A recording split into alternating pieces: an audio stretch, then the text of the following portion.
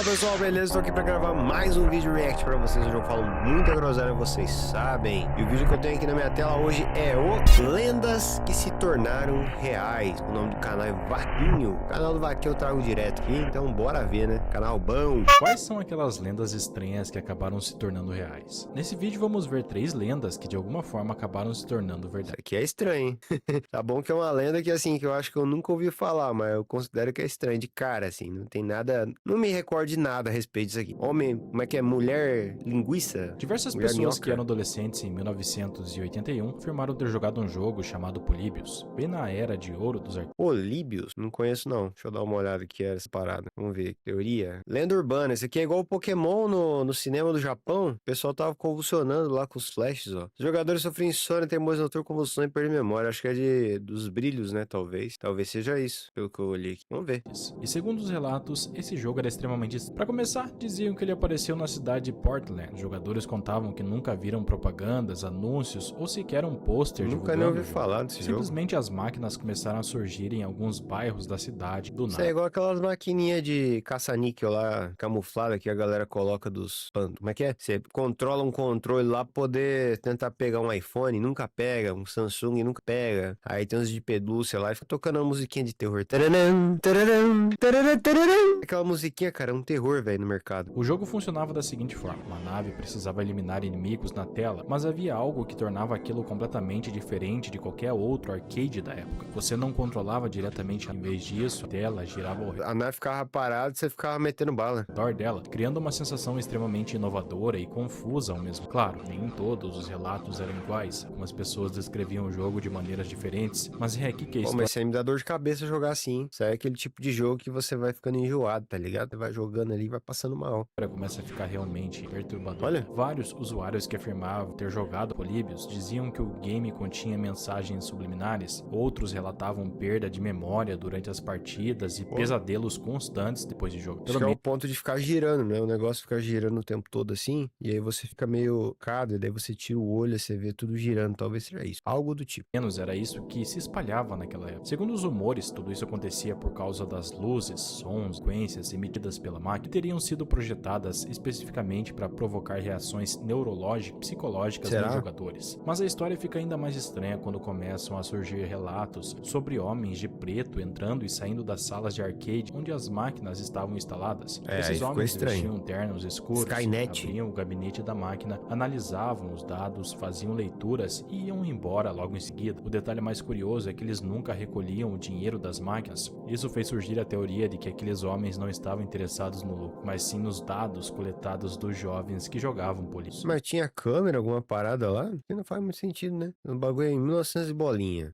Câmera praticamente foi ter acesso, ficar, digamos assim, acessível para qualquer Zezinho colocar em maquinário agora, recente. Então, que dados que vai coletar? Não sei. Com isso, muita gente começou a acreditar que aqueles homens trabalhavam para alguma agência do governo dos Estados Unidos, talvez até mesmo a CIA. A teoria dizia que Polybius fazia parte de um experimento secreto, controle mental, Nossa, ou me dá dor de cabeça só de ver isso aí. Só que alguns meses depois, as máquinas simplesmente desapareceram. Ninguém nunca mais conseguiu jogar Polybius novamente, não existiam manuais, nenhuma placa original, nenhuma ROM verificável. O único registro do suposto ficante trazia um nome extremamente estranho. No passar do tempo, O que deu a entender é que lá foi proibido, né? E abafaram o caso, só isso. Não deixaram mais jogar e tal. Aliás, acho que é uma teoria da conspiração. toda essa história virou apenas mais uma lenda urbana sobre um arcade amaldiçoado. A primeira menção conhecida apareceu em 1998 em um artigo do site coinop.org ou Coinop, que inclusive mostrava uma suposta captura de tela do jogo. Porém, muitos acreditam que aquela imagem era apenas uma edição feita a partir de outro arcade já existente. Naquela época, a discussão acontecia principalmente nos primeiros fóruns da internet. A grande dúvida era: Polybius realmente existiu? Mesmo assim, a história ainda era relativamente desconhecida, até ser mencionada em uma edição de setembro da GamePro, uma famosa revista de videogames dos Estados Unidos. Polybius apareceu na seção Segredos e Mentiras. E o mais curioso é que a revista declarou que a existência do jogo era inconclusiva. Eles não confirmaram, mas também não desmentiram. E foi engraçado, né? Um bagulho que existiu supostamente, ninguém sabe de fato. Foi tipo uma projeção. Pegaram os artes das pessoas que contaram essa história, levaram elas para um método de ilusão, tipo uma Matrix. Sei lá.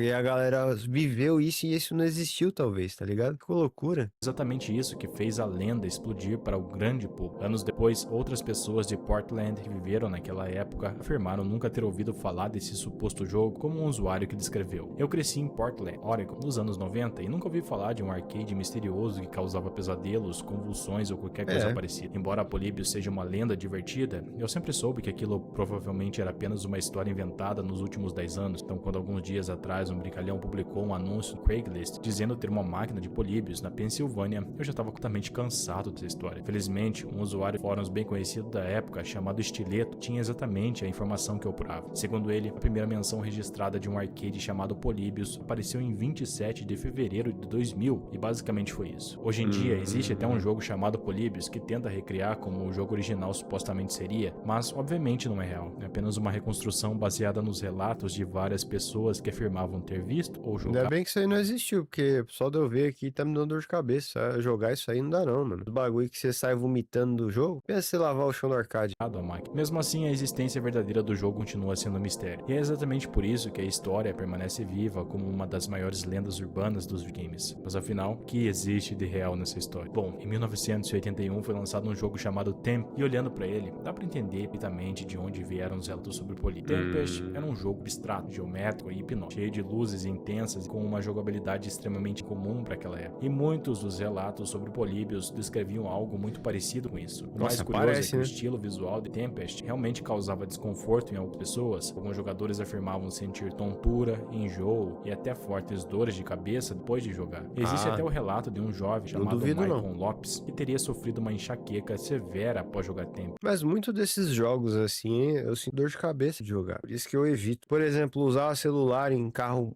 em movimento me dá dor de cabeça. Algumas coisas em que tem alguma transição em que se torna meio circular ou repetitiva, ou de certa forma que chacoalha. E eu tenho que ficar tentando focar ali para poder entender o que tá acontecendo no jogo ou na imagem. Para isso o iPhone tem acessibilidade hoje, né, para corrigir esse problema de você ficar em movimento com o carro e sentir enjoo, náusea e tudo mais. Ficando completamente debilitado. Agora, outro detalhe estranho da lenda eram os famosos homens de preto pareciam coletando informações do jogadores. Só que isso também pode ter uma explicação real. Na época, os agentes do FBI realmente visitavam alguns arcades em Portland para investigar esquemas de apostas ilegais envolvendo máquinas de videogame, o antigo tigrinho, tá? Além disso, quando as pessoas descreviam Polybius, muita gente automaticamente associava o jogo a Tempest. Então talvez os relatos não fossem sobre um jogo secreto e inexistente, mas sim sobre jogos reais da época, acabaram sendo distorcidos pelas memórias, rumores. Talvez é aquela história, você pergunta assim pra pessoa, você já jogou aquele jogo em que você fica com o meio parado, girando, e você tem que ficar atirando? A pessoa pensa,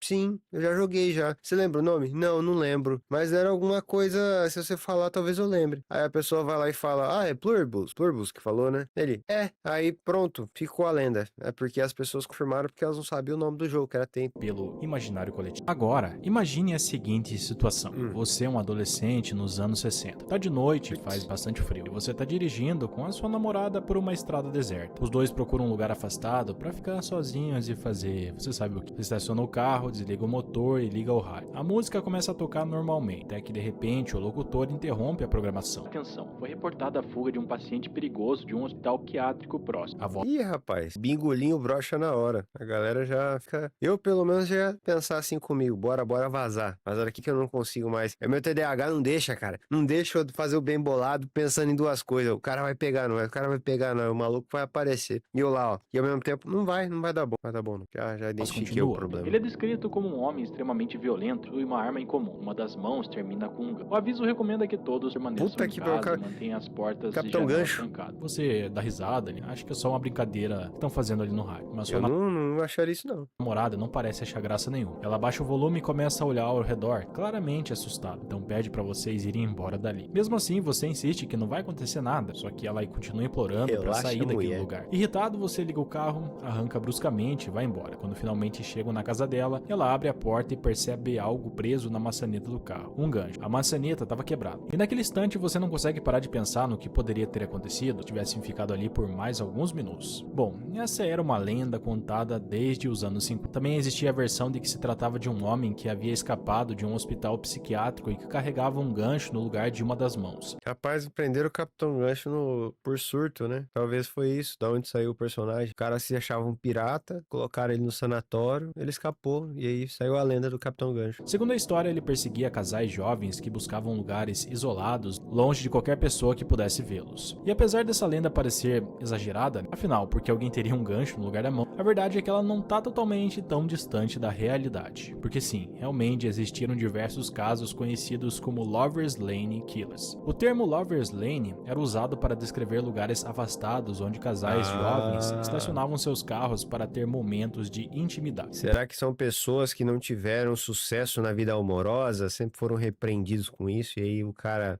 se sente no prazer no direito de tirar a vida de casais? Que é isso? Eu creio que seja, né? O cara foi desde criança ali repreendido, maltratado, e aí o cara vai tendo essa evolução, esse trauma, né? Esse problema aí que ele tem na cabeça aí, e ele quer, digamos assim, descontar em pessoas inocentes. Para entender essa história, a gente precisa voltar até 1946, na cidade de Texarkana. Naquele ano surgiu um serial killer que ficou conhecido como o Fantasma de Texarkana. Até hoje, sua identidade jamais foi descoberta. Ao todo, 5 pessoas foram assassinadas e outras 3 ficaram feridas. Tudo começou em 22 de fevereiro de 1946. Vamos lá, essa menina que tinha só 19 anos, esse aqui tá estranho. Esse aqui dá pra falar que ele tem entre 20 e 84 anos, né? Sei lá. Hollis e Mary Jane Larry estavam estacionados em uma estrada isolada no condado de Bowie, nos arredores de Texarkana. Enquanto o casal estava tendo um momento ali de intimidade, um homem armado apareceu e obrigou os dois a saírem do carro. O agressor escondia o rosto com um saco de pano que tinha apenas 2 obras para os olhos. Ele atacou Jimmy Hollis violentamente com a arma, chegando a fraturar seu crânio. Caramba. Depois disso, partiu para cima de Mary Jane, mas quando percebeu os faróis de outro veículo se aproximando, ele fugiu do local. Um mês depois, em 24 de março, mais 2 jovens foram encontrados mortos em outra estrada isolada no condado de Bowie. Richard Griffin, Polly Moore haviam sido assassinados com tiros na nuca. Certeza que aqui tem 17 para 18 anos e esse aqui tem 15 anos, pá.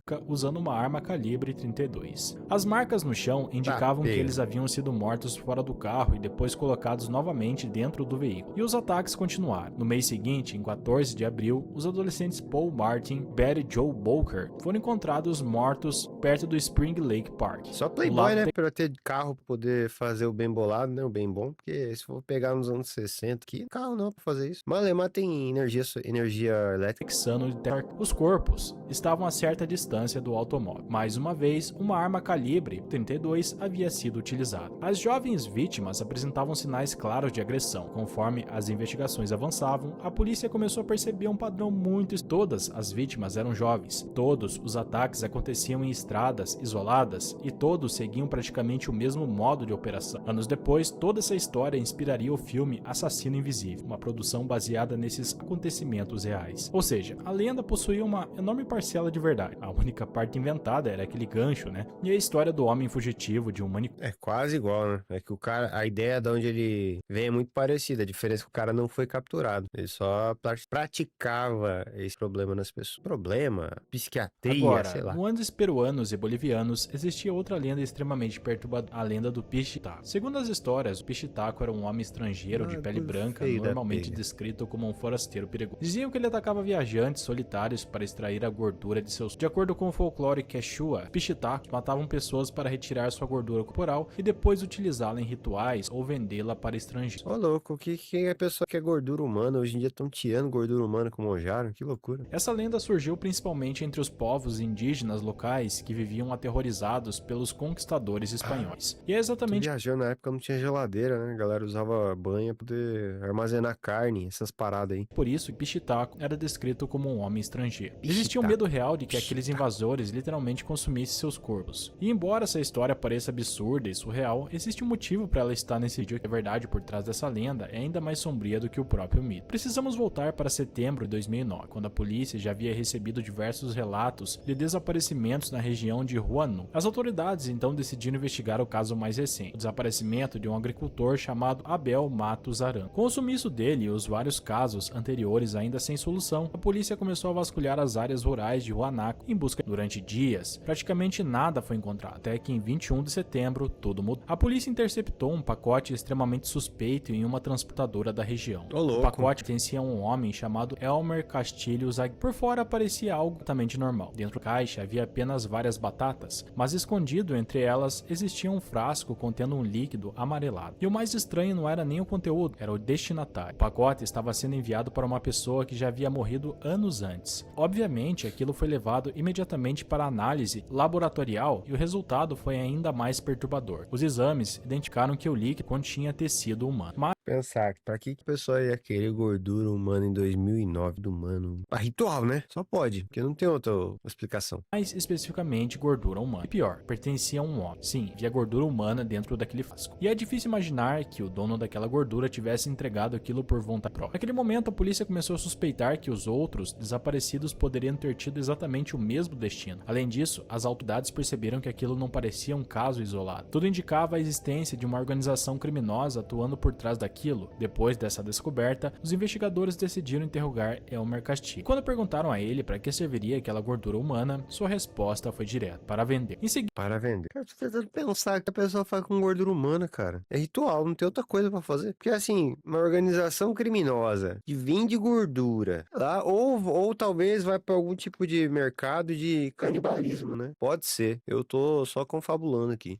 perguntaram com quem ele havia entrado em contato. Elmer explicou que um homem o procurou inicialmente, mas que depois acabou sendo conectado com uma mulher da Serra Peruana, que supostamente conseguiria compradores interessados naquele ideal. Segundo o relato dele, essa mulher prometeu que ele poderia ganhar muito dinheiro transportando a substância. Naquele momento, a polícia acreditava que Elmer talvez nem soubesse exatamente o que carregando, ou pelo menos era isso que imaginava. Então decidiram usá-lo como informante infiltrado para tentar descobrir quem realmente estava por trás daquele esquema. Elmer entrou em contato com a mulher e disse que devolveria o pacote. Ela respondeu orientando que a entrega fosse feita em outro centro de encomenda. E foi aí que a polícia armou a operação. No dia 2 de novembro, os agentes foram até a empresa Estrela Polar em Roanoke. Eles já sabiam que aquele dia alguém apareceria para retirar o pacote, então ficaram esperando para identificar os responsáveis. Agora eu tô curioso, Pouco tempo depois, duas pessoas chegaram ao local e naquele instante ambas foram presas. Os detidos eram Sarah Peel e sua esposa Enida Stella Cloud. A pessoa para quem o pacote seria entregue possuía as iniciais de Sarah. Quando os policiais olharam para ele, perceberam um detalhe extremamente suspeito. Ele estava usando exatamente o mesmo boné que a Bel Matos usava no dia que desapareceu. Naquele momento, as autoridades não pensaram duas vezes. Os dois foram imediatamente presos para interrogatório. Agora, o caso já tinha 3 envolvidos, mas um deles aparentemente sabia muito pouco. Elmer Castillo, o homem, apenas transportava o pacote em troca de dinheiro. Já o casal preso permanecia em silêncio durante os interrogatórios. Ou pelo menos era o que parecia. Depois de alguns dias sendo interrogado, Sarah Peel finalmente decidiu falar. O que ele revelou era perturbador demais. Segundo seu depoimento, ele fazia parte de uma organização criminosa responsável por capturar camponeses que passavam por trilhas isoladas nas áreas montanhosas da região. Depois de sequestrar as vítimas, o grupo extraía a gordura corporal delas e então vendia tudo no mercado negro de cosméticos. Os investigadores ficaram...